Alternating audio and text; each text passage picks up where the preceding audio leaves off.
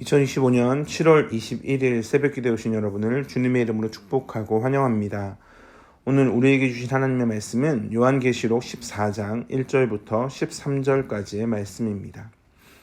요한계시록 14장 1절부터 13절까지의 말씀인데요. 대표적으로 요한계시록 14장 12절의 말씀만 보도록 하겠습니다. 12절입니다. 성도들의 인내가 여기 있나니 그들은 하나님의 계명과 예수에 대한 믿음을 지키는 자니라. 아멘. 우리가 13장의 말씀과 14장의 말씀을 좀 비교해서 볼 필요가 있는데, 왜냐하면 13장에도 내가 보니 라는 말씀으로 시작되고 14장은 또 내가 보니 라는 말씀으로 시작됩니다. 그러니까 요한계시록은 감추어졌던 것을 보여주시는 하나님의 은혜가 있는데, 요한계시록엔 특별히 보았다라는 말씀이 54회나 등장을 합니다. 그럼 누가 보게 하셨는가? 당연히 하나님께서 보여주셨습니다. 그래서 오늘 말씀인 요한계시록의 말씀에 요한도 하나님의 놀라우심을, 그 예언을, 그 환상을 볼 수 있었습니다. 그럼 13장과 14장에 무엇을 보여주고 계신가? 13장에는 바다 짐승, 땅 짐승에 인해 박해를 당하고 있는 교회를 보여주고 계십니다. 그런데 14장에는 13장과는 대조적으로 밝고 찬란한 모습을 보게 됩니다. 14장 1절에 보면 바다 짐승, 땅 짐승과 대조되는 어린 양이 보여집니다. 14만 4천 명의 많은 성도들이 어린 양을 따릅니다. 이들의 이마에는 어린 양의 이름과 그 아버지의 이름이 있습니다. 13장에 나타났던 짐승의 표와 대조가 됩니다. 13장 15절을 보면 짐승의 우상에게 경배하지 아니하는 자는 다 죽는다, 이런 말씀을 봅니다. 그런데 14장 11절을 보면 짐승과 그의 우상에게 경배하고 그 이름표를 받는 자는 누구든지 밤낮 쉼을 얻지 못하리라. 그러니까 13장에는 분명히 짐승의 우상에게 경배하지 않는 자는 다 죽는다라고 말했는데, 이것이 그렇지 않고 14장의 말씀처럼 짐승과 그의 우상에게 경배하고 그의 이름의 표를 받는 자는 쉼을 얻지 못한다라는 말씀으로 우리가 결론을 내릴 수가 있습니다. 즉 한마디로 요약해서 13장은 그저 이 지상의 관점에서 교회를 바라보는 관점이라고 볼 수 있습니다. 그러니까 지상에서 어려움을 당하는 그런 교회의 모습입니다. 그러나 14장은 저 하늘에 하나님의 나라에서 교회를 바라보는 그런 관점의 말씀이라고 할 수 있습니다. 그래서 오늘을 살아가는 성도는 우리의 몸이 비록 이 지상에 있다고 할지라도 우리의 마음은 언제나, 우리의 영은 언제나 저 하늘에 있다는 것을 기억해야 합니다. 그래서 참 이 문제에 대해서 생각하게 되면 결국 그 문제는 우리의 심령 가운데 있습니다. 내 마음에 있습니다. 참 어려운 것이 머리는 압니다. 우리는 매주마다 하늘 소망이라는 찬양을 부릅니다. 그 찬양의 가사가 어떻습니까? 나 지금은 비록 땅에서 살아가지만 내 영혼은 저 하늘을 디디며 살아갑니다 라는 믿음의 고백을 합니다. 그러나 사실 저 하늘의 위로가 정말로 우리에게 위로가 되는가?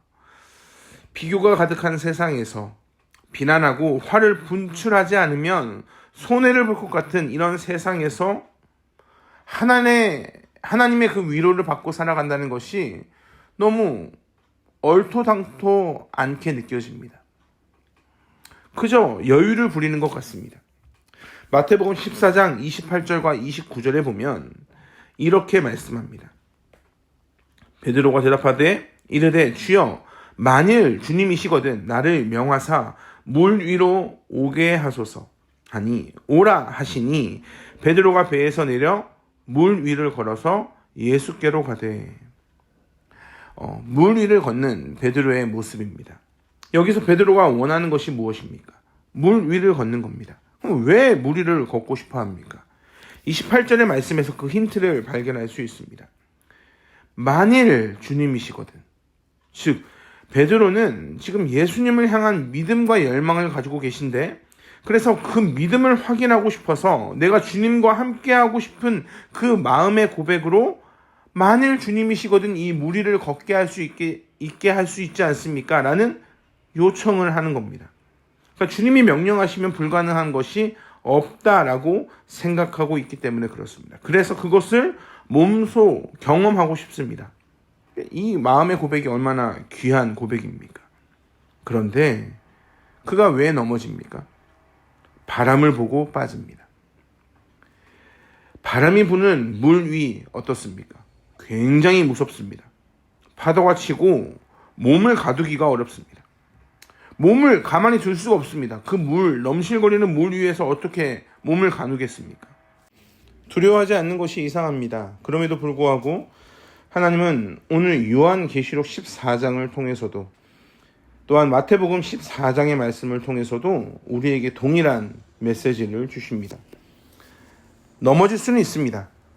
분명히 넘어질 수 있습니다. 그러나 다시 일어나서 하나님의 손을 붙잡으라고 하십니다. 베드로에게도, 오늘 본문을 묵상하는 우리에게도 하나님은 동일하게 승리를 허락하고 계시는 겁니다. 물론 세상이 우리를 삼키려고 하니까 성령의 검, 믿음의 방패, 전쟁 가운데 우리는 나아가야 합니다. 그러나 동시에 어린 양과 함께 서 있는 14만 4천 명을 바라볼 수 있어야 합니다. 분명히 몇 번이나 들으셨을 거라 생각합니다. 14만 4천 명은 12 곱하기 12 곱하기 1000으로 완전수 곱하기 완전수 곱하기 수많은 사람을 의미하는 1000명으로 충만한 사람의 숫자를 의미합니다. 왜 굳이 요한계시록은 다른 것은 다 상징으로 또한 비유로 푸는데 왜 이 14만 4천 명만 굳이 정확한 수로 해석합니까? 그렇지 않는 겁니다.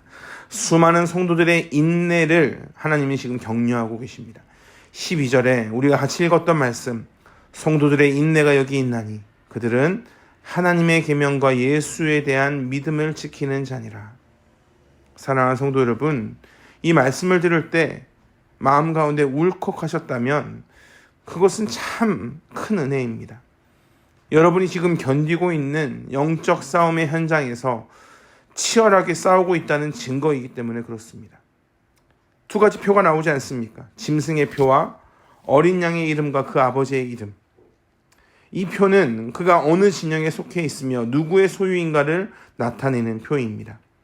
13장 8절에 보면 죽임을 당한 어린 양의 생명책에 창세 이후로 이름이 기록되지 못하고 이 땅에 사는 자들은 다 짐승에게 경배하리라. 즉 어린 양의 생명책에 기록된 자라는 말씀을 통해 어린 양의 생명책에 기록된 자가 누구입니까? 우리입니다. 그럼 우리는 어떻게 되는가? 짐승에게 경배를 하지 않습니다. 이 말씀을 따라서 해석하면 그렇습니다. 즉 순교를 당할지라도 짐승에게 경배하지 않는 겁니다. 이것이 왜 중요하냐면 오늘 말씀을 듣고 있는, 지금 이 시간에 이 말씀을 묵상하고 있는 성도님들, 즉 성령의 인침을 받은 자들은 짐승의 표를 내가 가지고 있는가? 내가 혹시 짐승의 표에 대해서 절하고 있는가? 라는 염려를 할 필요가 없기 때문에 그렇습니다. 어떤 이상한 자들은, 성령의 인침을 받은 자들도 짐승의 표를 받으면 멸망당한다라는 거짓된 말을 합니다. 그렇지 않습니다. 우리는 복음을 선물로 받았습니다. 즉 영생을 누리는 삶을 허락받았습니다. 그런데 이 영생을 누가 빼앗을 수 있는가? 요한복음 10장 28절에 말씀하십니다. 내가 그들에게 영생을 주노니 영원히 멸망하지 아니할 것이요 또 그들을 내 손에서 빼앗을 자가 없느니라. 즉 폭풍우가 불어도 우리는 바다에 순간적으로 빠질지라도 하나님의 손이 우리를 놓지 않으시고 우리가 누리는 이 영생의 복이 우리를 떠나지 않는다라는 것을 말씀하고 계십니다. 그것을 어떻게 하는가? 성도의 인내와 믿음이 여기 있나니 라는 말씀을 듣고 눈물을 흘리는 그 마음의 모습이 그 증거가 됩니다. 사랑하는 성도 여러분, 저는 여러분이 오늘 말씀을 통해 혹시 베드로처럼 폭풍을 보고 바다에 빠져 있다면 하나님의 손이 여러분을 향해 있다는 사실을 기억하시길 주님의 이름으로 축복합니다. 언제나 두 진영의 싸움이 있습니다. 우리는 늘 이런 영적 전쟁 가운데 긴장하며 살아갑니다.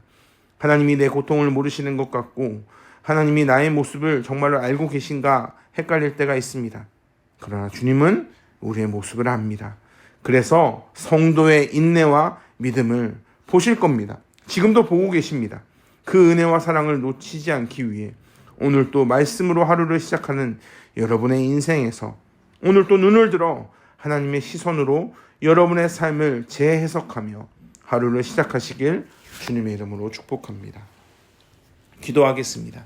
사랑하나 풍성하신 아버지 하나님, 우리의 모습 가운데 두 진영 가운데 때로는 폭풍우 같은 그런 세상의 현실 가운데 우리가 빠질 때가 있습니다.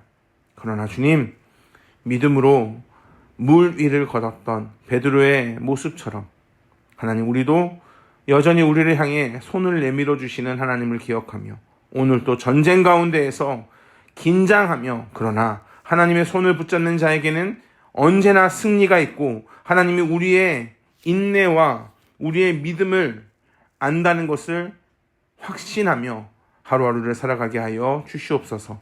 감사합니다. 사랑이 많으신 예수 그리스도 이름으로 기도합니다. 아멘. 우리 주 예수 그리스도의 은혜와 하나님의 풍성하신 사랑과 성령 하나님의 교통하시는 은혜가 오늘 또 내 인생을 하나님께 내어 맡기겠습니다. 하나님의 시선에서 나의 인생을 재해석하겠습니다. 믿음으로 고백하는 한 분 한 분 위에 영원토록 함께 하시길 간절히 축원하옵나이다. 아멘.